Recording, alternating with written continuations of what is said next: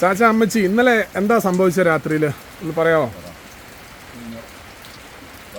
2 മണിയായപ്പോൾ ഇന്നലെ രാത്രി 2 മണിയായപ്പോൾ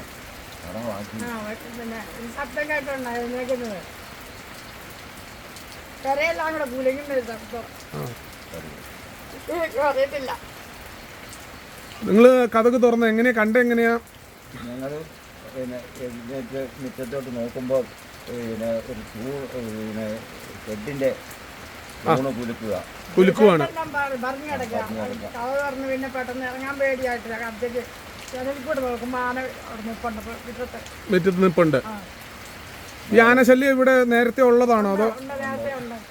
1 വർഷം മുമ്പ് ഒരു തെങ്ങ് കളഞ്ഞായിരുന്നു വന്നിട്ട് നേരം വെളുക്കുമ്പോഴും ഈ റോഡേ കയറി പോകുന്നത് കണ്ടിട്ടുണ്ട്. ഞങ്ങളന്നേരം കഥ കടച്ച് ജനലിൽ കൂടെ നോക്കിക്കൊണ്ടിരിക്കും. നേരം വെളുത്തതിന് ശേഷം ആന റോട്ടിൽ കൂടി പോകുന്ന കാണുന്നേ. 7 മണിയായപ്പോൾ 2 താഴെ മാവ് വന്ന് കുടിക്കുക. അന്നേരമൊക്കെ അന്നേരം കഴിഞ്ഞ് 7 മണിയായപ്പോഴാണ് വന്ന് കയറി പോയി. ഇല്ലായിരുന്നു. ഇവിടെ ആനശല്യം നേരത്തെ ഉണ്ടായിരുന്നാണോ? നിങ്ങളുടെ വീടല്ലേ ഇത്? ഇതിനു മുമ്പില്ല. ഞങ്ങളൊരു 40 വർഷമായി ഇവിടെ താമസം തുടങ്ങിയിട്ട്. അതുപോലെ ആനശല്യം ഇല്ലായിരുന്നു. ഇപ്പോഴാണ് ഈ തുടങ്ങിയത്. അപ്പോൾ ശല്യം തുടങ്ങി. അതായത് തെങ്ങും മറിക്കാൻ തുടങ്ങി.